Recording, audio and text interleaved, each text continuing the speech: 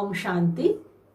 पिछली वीडियो में हमने बातचीत की थी कि आत्मा और परमात्मा का स्वरूप एक जैसा ही है। दोनों ज्योति बिंदु स्वरूप हैं, चैतन्य शक्ति हैं, स्टार मिसल हैं।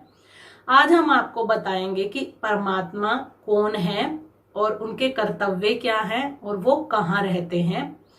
परमात्मा बिल्कुल देखने में हम आत्माओं जैसे ही हैं, छोटी सी बिंदु, चमकता हुआ ज्योति स्वरूप, प्रकाश स्वरूप है, लेकिन वो गुणों में सिंधु हैं। गुणों में वो सिंधु के समान है, अथाह शक्तियां हैं उनके पास। वो सुख के सागर हैं, प्यार के सागर हैं, आनंद के सागर हैं, सुख देते हैं सबको, इसीलिए उन्हें परम आत्मा बोला जाता है। बाकी आकार में वो बिल्कुल हम आत्माओं के जैसे ही हैं। आगे हम आपको बता रहे हैं कि परमात्मा को हर धर्म की आत्मा किसी न किसी स्वरूप में जरूर मानती है। जैसे कि हिंदू धर्म में उन्हें शिव के नाम से परमात्मा को याद किया जाता है। क्यों? क्योंकि देखिए, हमने आपको बताया कि परमात्मा बिंदी स्वरूप में बिंदी के समान है। तो बिंदी को कैसे याद किया जाएगा? क्योंकि हम देहधारी हैं, हमें देह देखने की आदत है, तो हम देहधारी को ही याद आसानी से कर पाते हैं। तो बिंदु को याद करना मुश्किल था, इसीलिए बिंदु की जगह मंदिरों में शिवलिंग का रूप दे दिया गया। परमात्मा के स्वरूप को शिवलिंग की पूजा की जाती है। शिवलिंग पर जल दूध चढ़ाया जाता है, फूल चढ़ाए जाते हैं, तो वो परमात्मा का ही स्वरूप है। उन्हें शिव शंभु बोला जाता है। शिव मीन्स जो सदा सबका कल्याण करते हैं, और शंभु स्वयं भू यानी कि जो स्वयं प्रकट होते हैं, स्वयं जिनका अवतरण होता है, उन्हें कोई जन्म नहीं देता है। परमात्मा की सबसे बड़ी पहचान यही है कि वो जन्म और मरण के चक्र से न्यारे हैं, इसीलिए वो हमें भी छुड़ा पाते हैं। अगर वो खुद ही जन्म मरण के चक्र में फंसे होंगे तो हमें कैसे छुड़ाएंगे? सोचने वाली बात है। आप लोग विचार विमर्श कीजिएगा इस बात पर। अगर जो खुद ही जेल में फंसा हुआ है, वो किसी को बाहर कैसे निकाल पाएगा? जो बाहर होगा वही तो निकालेगा ना। जो खुद देह से न्यारा होगा, जन्म मरण के चक्र से न्यारा होगा, वही तो हमें इस जन्म मरण के चक्र से मुक्ति दिला पाएगा। तो वो स्वयंभू हैं, इसीलिए स्वयं वो आते हैं, अवतरण होता है उनका भारत में, कि पर काया प्रवेश करते हैं। क्योंकि उनकी अपनी काया नहीं है, इसीलिए उन्हें स्वयंभू कहा जाता है। और शिव क्यों बोला जाता है? शिव मीन्स सदा शिव, जो सबका हमेशा कल्याण चाहते हैं, इसीलिए उन्हें शिव बोला जाता है। और हम लोग प्यार से परमात्मा को शिव बाबा बोलते हैं, क्योंकि वो हमारे पिता हैं, परम पिता परमात्मा।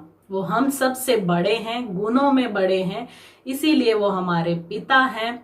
तो इसीलिए उन्हें परम पिता परमात्मा बोला जाता है। लेकिन परमात्मा बोलने में ना एक दूर का रिश्ता लगता है कि बहुत दूर है वो हमसे, इसीलिए हम उन्हें प्यार से बाबा बोलते हैं, शिव बाबा। तो हिंदू धर्म की तो ये बात हो गई। आगे मुसलमान धर्म में बातचीत करते हैं, तो वो भी एक ज्योत को याद करते हैं। वो बोलते हैं कि परमात्मा जो नूर है, नूर मतलब ज्योत है, वो भी प्रकाश को ही परमात्मा मानते हैं। हिंदू धर्म वाले भी शिवलिंग को याद करते हैं। शिवलिंग को परमात्मा का उन्होंने स्वरूप दे दिया, क्योंकि बिंदी को याद नहीं कर सकते। मुसलमान लोगों ने भी यही बोला कि परमात्मा नूर है, एक चमकती हुई ज्योति है, प्रकाश स्वरूप है। क्रिश्चियंस लोगों ने भी वहां पे ये कहाँ जाते हैं, वो अपने मंदिर में वो कैंडल्स जलाते हैं, ठीक है। तो वो भी एक ज्योति को ही परमात्मा मानते हैं। तो कहीं ना कहीं हर धर्म की आत्माएं प्रकाश को ही परमात्मा मानती हैं। तो इसीलिए मैं आपसे यही बताना चाह रही थी कि परमात्मा कोई भी देहधारी नहीं है। आप इन चक्रों में मत रहिएगा कि कोई देहधारी आपको जन्म मरण के चक्र से छुड़ाएगा। हाँ, कई लोग ऐसे हैं जो आजकल अपने आप को कहने लग गए हैं कि मैं भगवान हूं, लेकिन भगवान तो एक ही है। हम भी कहते हैं कि ऊपर वाला जाने। हमने कभी नहीं कहा कि नीचे वाला जाने, हम क्या कहते हैं, ऊपर वाला जाने, क्योंकि अंदर ना अंदर ही अंदर कहीं ना कहीं हमारी बुद्धि में ये समझ है, कहीं ना कहीं हमारे अंदर ये बात समाई हुई है कि परमात्मा भगवान तो ऊपर ही रहते हैं। तो कई लोग जैसे कहने लग गए हैं, स्वयं को कहलाते हैं भगवान, भगवान की उपाधि उन्हें मिली हुई है। तो वो किस आधार पर मिली हुई है? क्योंकि वो भगवान जैसे कार्य करते हैं। जैसे भगवान सिर्फ देता ही है, लेता किसी से नहीं है, देवता है वो, लेवता नहीं है, देने वाला है। तो जो आत्माएं उनके समान कार्य करती हैं तो उन्हें उपाधि तो मिलेगी ही मिलेगी। जैसे मान लो अगर कोई वर्मा है, पिता की कास्ट वर्मा है, तो पुत्र की कास्ट क्या होगी? वर्मा ही होगी, उससे अलग तो नहीं होगी। कोई शर्मा है तो शर्मा ही होगा पुत्र भी। इसी प्रकार से अगर पिता परमात्मा के समान कोई कार्य कर रहा है तो उन्हें परमात्मा के समान उपाधि तो मिलेगी ही, सम्मान तो मिलेगा, आदर तो मिलेगा ही। इसीलिए वो आत्माएं पूजनीय मानी जाती हैं, उन्हें भगवान के समान आदर दिया जाता है। लेकिन भगवान नहीं है वो, भगवान केवल एक ही होता है। पिता, आप देखिए कितना भी बड़ा परिवार हो ना, तो पिता पिता ही होता है, कभी बच्चा पिता नहीं बन सकता। हाँ, वो अपने बच्चों का पिता जरूर बन सकता है, लेकिन अपने पिता का पिता वो कभी नहीं बन सकता।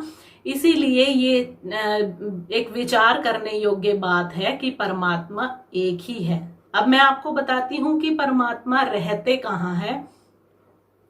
तो परमात्मा हम सबके अंदर, जगह जगह पर, सब जगह यही कहते हैं कि परमात्मा तो घट घट व्यापी है, सबके अंदर बैठा हुआ है। नहीं, ये धारणा भी हम लोगों ने अपने माइंड में गलत बिठा रखी है कि परमात्मा किसी के अंदर नहीं बैठा है। परमात्मा का भी अपना एक घर है। अगर हम देहधारियों का अपना अपना एक घर है तो सोचने योग्य बात यह है कि जो सबको घर दे रहा है उसका क्या अपना कोई घर नहीं होगा?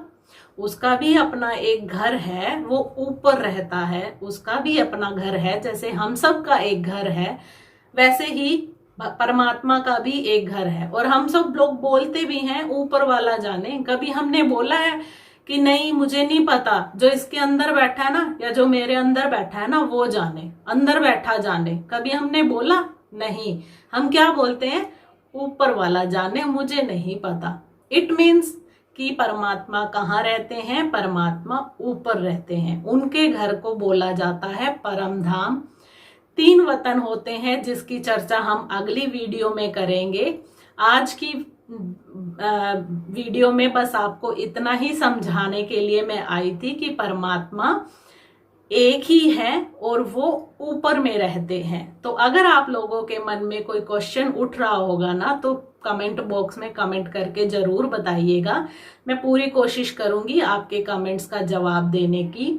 और अगर आप लोगों को वीडियो अच्छी लगे, समझाने का तरीका अच्छा लगे, तो वीडियो को लाइक कर देना, चैनल को सब्सक्राइब कर देना। फिर मिलेंगे नई वीडियो में, तब तक अपना ध्यान रखें। ओम शांति।